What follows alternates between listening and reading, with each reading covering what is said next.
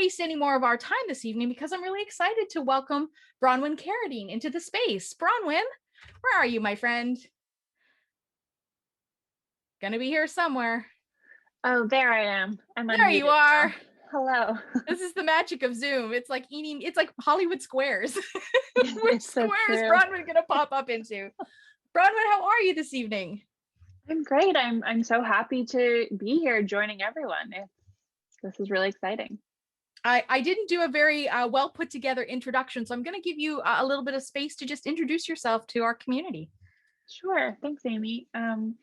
My name is Bronwyn Carradine. My pronouns are she, her. I am a local Vancouver playwright. I guess local. I've been here for almost 10 years now, but I did grow up in Ontario and then also in a small city in Mexico. So that's a whole nother story. But so I'm mostly a playwright and also an arts administrator and a director in the city.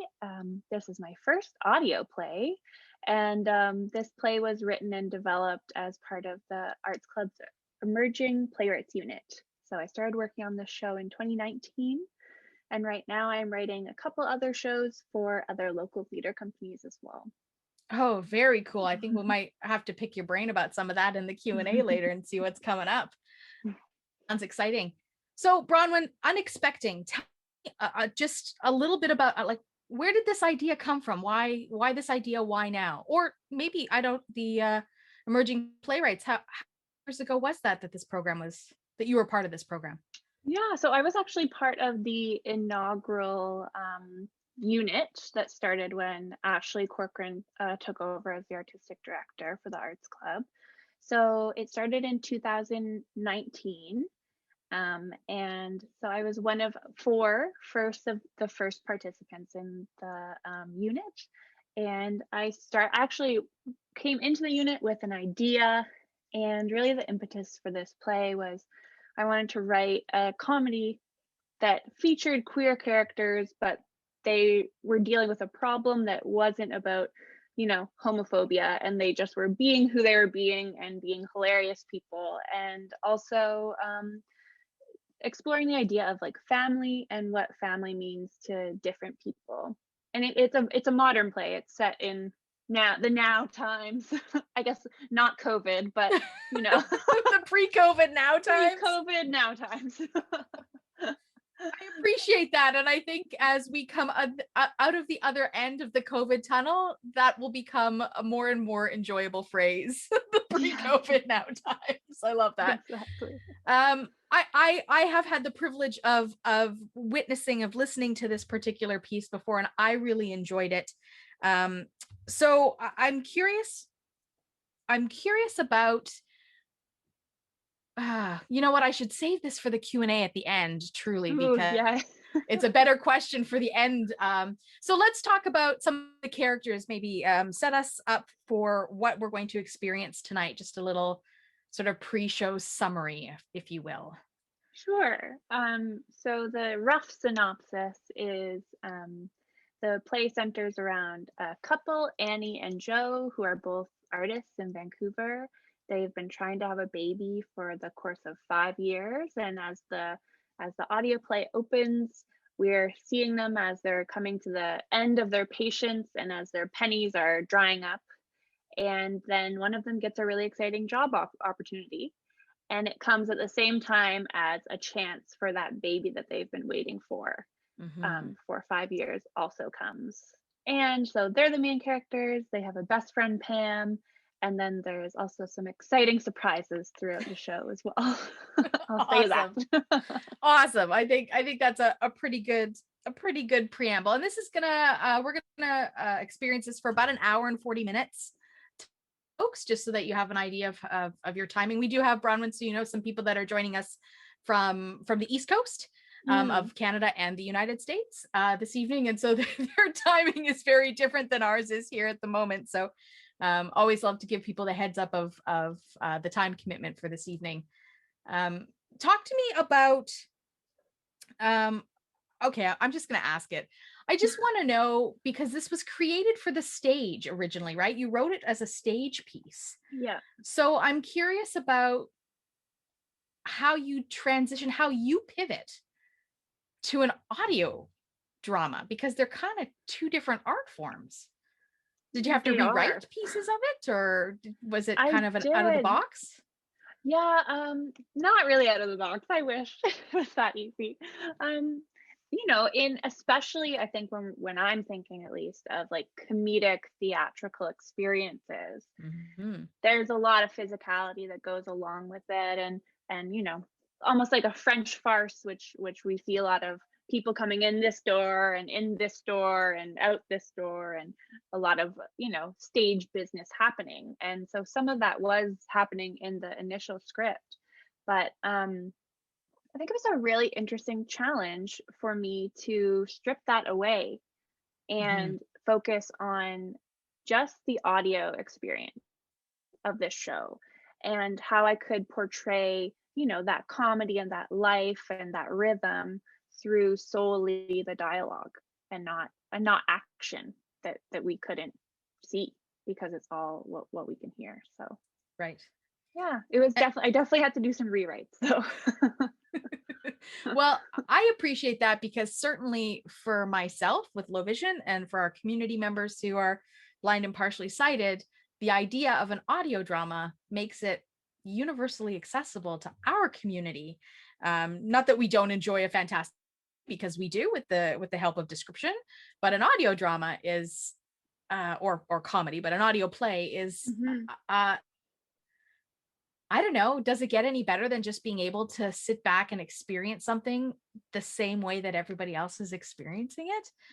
It's a real gift of accessibility. So I appreciate the efforts that you had to put into to Oh my pivot, gosh, of course. to make the Yeah, pivot. of course. Um, And I think you're right. I think it is so exciting to me that everyone that listens to it basically experiences it very similarly. And I think for like audio too, for changing something from theatrical, which is kind of a further away experience, and then something audio is a really intimate experience. Yeah. yeah, for sure. We'll get into some of this in more detail when we do the Q&A, but even from an actor's perspective, the physicality that you do on the stage versus the type of voice work that you do into a microphone are completely different things, completely different animals. So I guess, when you considered casting this piece, or who might be in these roles, did you know sort of right away who might have, fit the bill, or did you have to audition several people before you could find the characters? Yeah, that's a great question. One of the actresses I actually have worked with from the very beginning of the Mm. show, and I won't say who it is. Maybe we can guess or something after the Ooh. Q&A. um, and the other three parts, we auditioned many local actors, and they were audio auditions. So we just got an MP3 file, and I'd never, been on part of the jury or the deciding team for auditions that were solely audio. So that was really interesting as well. Oh, I'm so excited to unpack that a little bit further, because that's a unique experience. And oftentimes when we get actors in this space to talk about their experience in auditioning or being on stage, like it's a whole different animal to have Hmm. to talk about, a whole different world, and we can get quite deep into that. Um, Bron, what about content warnings for tonight's piece? Anything you want to flag for us in advance? Um, yeah, I mean, content wise, there is swearing. I tried to make it. My Nana thinks it's too much, but I tried to make it natural. Yeah, there's some language things. I don't know what else do you think I should say, Amy? I don't There's nothing like shocking or anything, I don't think, for the content wise. Okay, I think that's fair enough. I defer to the writer on that.